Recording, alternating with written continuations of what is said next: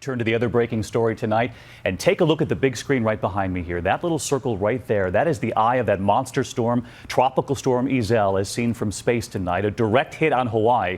And just look at the path this evening. Hurricane Julio coming up fast as well. This was a 1-2 punch they were getting ready for. And this image tonight, Iselle coming ashore, cameras rolling, capturing the moment of impact. Tonight, vacationing families and the people who live there hunkered down, and from the storm zone, the trees ripped from the ground, down power lines, chaos at the airports, and a gas station closed, the pumps wrapped in plastic.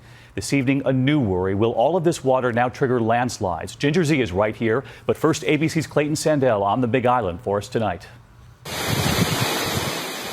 The first of a double weather punch landed squarely on the Big Island of Hawaii. Tonight, the island is battered and bruised, but still standing. Utility crews are out working to clear trees. The storm smashed this building to the ground. Hello? Anybody here? And completely blocked island highways. Access in and out of small towns cut off. Hundreds left their homes for shelters overnight. Power outages put nearly 25,000 in the dark. It was scary. It's scary. You don't really experience winds like that here in Hawaii. Riding out the storm overnight, we watched those wind speeds jump up.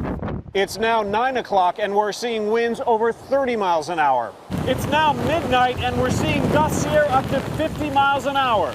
But the big story on the Big Island, all that big water. Some areas soaked with a foot of rain.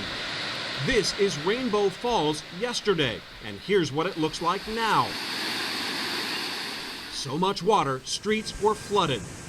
And as the storm moves east, world-famous Waikiki Beach is empty. But amid the damage, some beauty. This rainbow on the island of Maui. And David, this will give you an idea of the danger and the power of all that water. This is the Wailuku River here in Hilo. The level has risen 13 feet in just the last 12 hours. And tonight there are flash flood watches across the Hawaiian Islands. David? Wow, just the roaring sound there behind you. Clayton, thank you. Ginger, tracking this every step of the way this week. And you were telling me today that the volcanoes might have actually helped here. Absolutely. Tropical systems do not like friction, meaning land at all, let alone friction at some 14,000 feet. So look at the radar right now. Almost every island getting some sort of rain, but this thing has fallen apart big time.